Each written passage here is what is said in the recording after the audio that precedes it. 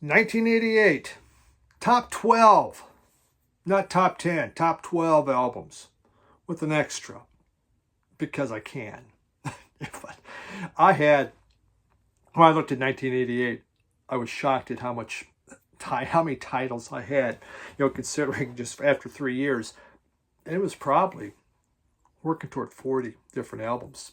And that was a lot of music, a lot of listenings. I've been working on this for almost 2 months, trying to decide what would make this list. No doubt that one of these albums I'm going to show was not from 1988. I'm pretty sure every time I do one of these that, no, they're all that year. And then one of you will say, no, Steve, that was from a different year. I have sold one album a couple of times already. So I tend to mess that up a lot. But I don't know, I use sources. I use stuff to kind of help this. And then, of course, I go on Discogs and look. But let's do this. So this is the one that didn't quite make it. Actually, it was making it. And then something else just knocked it out. And that was from Galaxy 500, which is just a phenomenal group. One of those kind of dream pop, but a little noisy. And eventually Dean Wareham from this group formed Luna, which is my connection on why I like Galaxy 500 so much. But didn't quite make it, but wonderful album for those of you that like the alternative music of the 80s. And there is a lot of alternative music in here, but that's really what excited me. I mean, I thought the 80s was just phenomenal with some of the alternative. So number 12, here we go. Number 12 is coming in. Dwight Yokum. And we have here Buenas Noches from A Lonely Room. This is so good. It's obviously country, but it is the Bakersfield sound. In fact, on here he does have the song, the incredibly good song, Streets of Bakersfield, that he sings with Buck Owens. And I was already a Buck Owens fan. And when I heard this, I go, wow, this is really, really good. And I really love the early Dwight Yokum. The Dwight Yokum of the 80s is fantastic, in early 90s. And I kind of lost track of him. But there's a lot of love songs in here. Some of them not so good. For instance, the Buenas Noches from A Lonely Room. That is... well, just to tell you, it's a song about his wife leaves him. His wife has a baby or girlfriend, or has a baby and leaves him. And so he's devastated by this. And she takes up with another man. And he's haunted by this. And he finally finds her. And there they are, her and this other man. They're sleeping at night. And it's early in the morning. And he puts a gun to her head and shoots her. Yeah. I mean, okay. So see, there's a lot of cool stuff on here. This is a great stuff. There's Flaco Jimenez, the Mexican accordions, incredibly good. He plays on a variety of songs on here, and that accordion is so outstanding. It just makes this album wonderful thing. Number 12. Number 11 coming in, and that is Living Color, Vivid. This it's one of those albums, when it came out, you go, man, what is this about? You had that hard rock coming in. It was exciting to see. Here was suddenly, an African-American group coming out saying, here's what we have to say about stuff. Very political. I mean, the first song, it starts with a quote from Malcolm X, but it ends with John F. K. and Martin Luther King. So that was fascinating. But it's good song after good song. Very, very, very solid album. To me, it's my favorite that they did. It was just a debut that kind of blew open the doors and ushered in a whole bunch of more music. Number 11, a lot of people probably will not know this one. Some will. The Bevis Frond. And Triptych. I don't know, however you say that. Triptych. I'm just going to say that. This had Lights Are Changing. Wonderful song. Lights Are Changing. You can pull that up, take a look at it from the Bevis Frond. The Lights Are Changing. It's on a lot of compilations. The Bevis Frond is all about worshiping Jimi Hendrix, worshiping the guitar of Jimi Hendrix. It is psych rock, big time. It's fuzzy. It's distorted. His voice, maybe not the greatest voice, but it fits the music. It sounds really, really good. And this is one of his best albums. He's still making music. He's made dozens and dozens and dozens of albums. I mean, sometimes 2, 3 a year. He does it in his bedroom and puts it together. And phenomenal stuff. The Bevis Frond, number 11. Number 10. Sonic Youth, Daydream Nation. There's my original. When this came out, I went and bought it. What did I know of Sonic Youth? I knew nothing about them. But Rolling Stone said, this is a masterpiece. This is one you need to get. And I was really into my music magazines, trying to find what they were saying was really good and buying it. And when I bought this, I struggled with it because it's noisy. Now, is it as noisy as the early stuff when you think of like Evil? Heck no, not even close. There is melody in here, and you can hear as they're trying to do more with their songs, and definitely really a lot easier to listen to. I mean, this thing just starts side one. Let me pull this out here. Side one, because they don't have on the back. They don't tell you what the song order is. Teenage Riot, which is an incredible Sonic Youth song. To me, one of their better ones. Silver Rocket, The Sprawl, right there. All three amazing songs. And then, of course, this side has Cross the Breeze, Eric's Trip, Total Crash. Beautiful stuff. It gets a little weirder as you go. More noisy, more feedback. Sonic Youth was about feedback. And as this thing goes on, you get more of that, where they're more art experimenting, kind of art rock, avant-garde rock, but very powerful album. Their next album, though, was Goo. That's my favorite. Okay, that was number 10. Number 9, The Godfathers. And this isn't one you can find easily for not much money. But for me, in 1988, when this came out, it absolutely blew my socks off. And I couldn't get enough of it. And played it so often. I mean, it was just always on my turntable. Beautiful copy that I was able to get. I have my original vinyl there as one. Again, I saved the original because this album meant that much to me. This is just great rock. It's, the name of the album, Birth, School, Work, Death. That's the title song. It is a phenomenal song. You can find it on YouTube. Worth pulling up. But this thing just rocks. It rocks hard. It's not hair metal or anything. It is just, we got straight ahead rock going on here, and just a wonderful group. They did some other albums after that I bought, but nothing competed with this album here, Birth, School, Work, and Death. Super stuff. Okay, that would be, now we're down to number 8. We got the Sugarcubes, and out of Iceland. Of course, this Björk was in here, and it really brought Björk to the attention of the world. Had the hit song Birthday.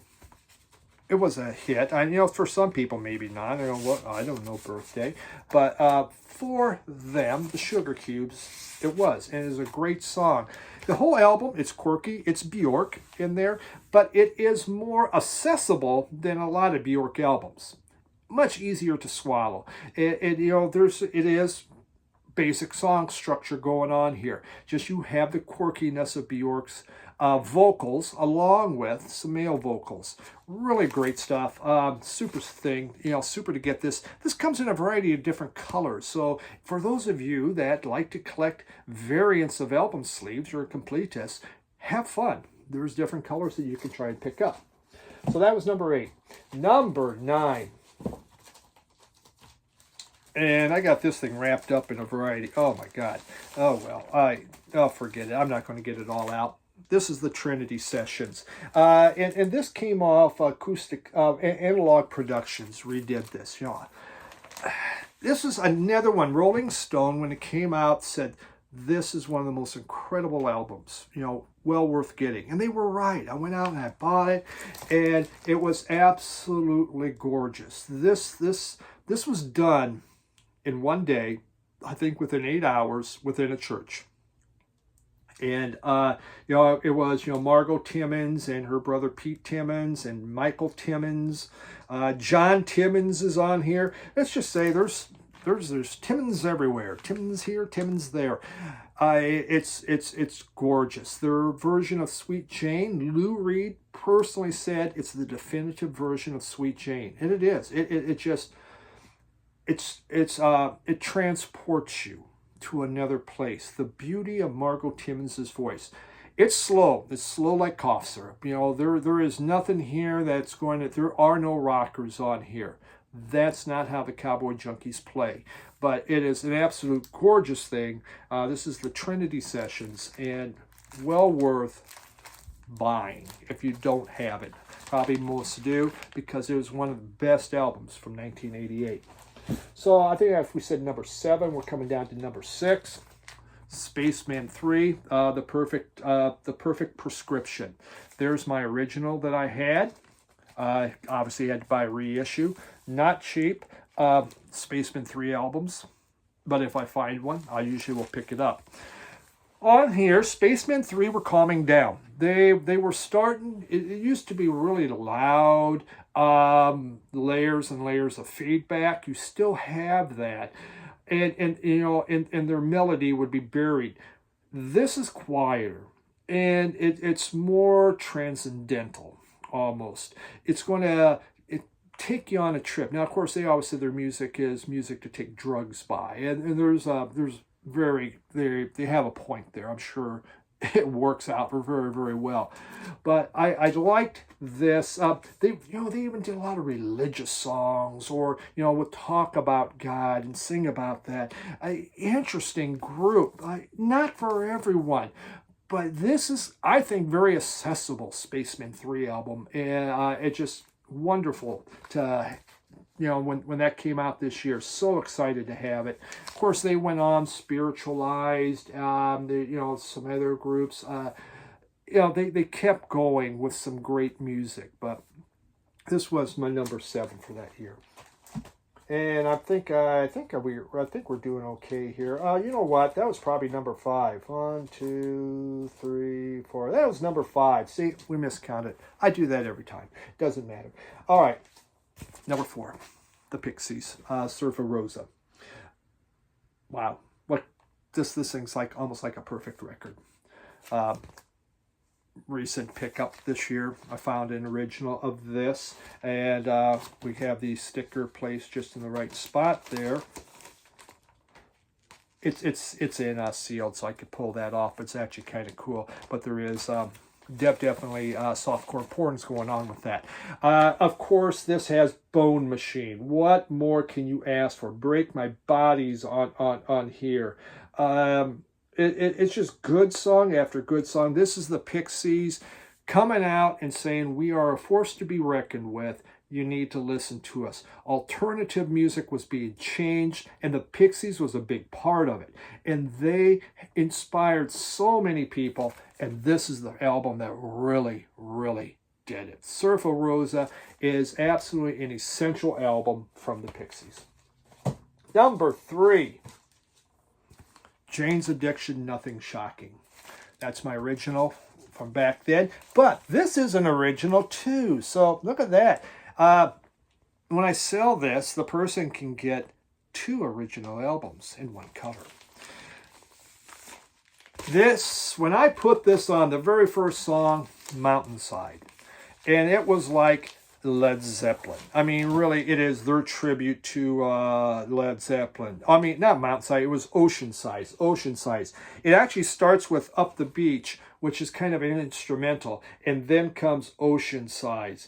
There is Mountain Song, so see, it was on there. It is epic. It is so hard rock, and it just blows you away. But they dip into other things. You have their famous song, Jane Says, that it's been redone by other people, which is an incredibly cool song. But then you have Idiot's Rule. Thank You Boys, kind of a throwaway at the very end. You know, it jumps kind of all over the place, but it's solid. I mean, Ted, just admit it, had a dad. How about that? So again, they're trying to say something. They're looking at things that are going on, but it rocks. This screams rock. And it takes also care of me showing softcore porn, though their heads are on fire. Absolutely incredible album. Number 3. Number 2, Public Enemy. And here we go. And it takes a nation of millions to hold us back. That's my original vinyl. Saved it. Had to have it. See, I don't even open these because I have the original. I can play if I want. This, to me, changed rap music. This is the Sex Pistols of rap music. That's what I think of it. It was so revolutionary. It came out. It caught attention. It got everyone thinking, what are they doing? Is this allowed? Just like the Sex Pistols. Better ban it. They can't say this kind of stuff. They can't make this kind of noise. It's so complex. It's so layered. It is just... It's like an epiphany, and rap music changed. Rap music went from simple raps, not a whole lot in there. You know, Run DMC, we were adding Aerosmith. Nothing was like this. What the samples they put in there were so deep, so dense, so hard. Incredible. And what they were having to say, they were pissed, and they told the whole world about it. Easily number 2, one of my top albums of all time, by far. So powerful. Number 1, this is no big surprise. I've showed it already thinking it was a different year, but it was not. The Waterboys, Fisherman Blues. I think this, to me, is, as I have talked ad nauseum about this album, I worship this album. I play it over and over. This is one of the most beautiful, joyous albums I've ever listened to. It's about joy. It's about love. It's just looking at the world in a great place. You know, Mike Scott's gotten really political. That's up to him. He has something he wants to say, and that's the beauty of music. This, he's just saying, you know what, the world's a pretty good place. And he just goes, there's spoken word in here. You know, Yeats is in here. They're soft. But Fisherman Blue itself, it is with the fiddles and the accordions. It's just Celtic music. Look at that band right there. It just tells you what you're going to get. You're going to get this. It's a Celtic feel, but it's so much more than that. It is pure joy. And to this day, it's fresh, and I never tire of it. And if you have never listened to it, all I ask is stream it and see if you feel the joy. When I put this on for the first time, it was life-changing. It really, really was. And when someone sent this, when Brian from out in Maine sent me this, when it brought tears to my eyes. I've said that before, but it did. It meant that much to me because I could not find it. But there's the original, one of the greatest albums ever made for me. Lionel Richie, you may not agree on that one. I get it. But for me. So there it is. That's my top 12 with an extra one on there. But really, 1988 was an incredible year. I had so much good stuff to choose from and look at. A lot of those, weren't the most popular albums. There are some of them I do have. A lot of what I have from 88's alternative, like My Dad Is Dead, stuff like that. Very interesting music. So thanks for hanging out here on a Thursday. And join me on Sunday, if you will, on the Early Morning Sunday Show. Bye.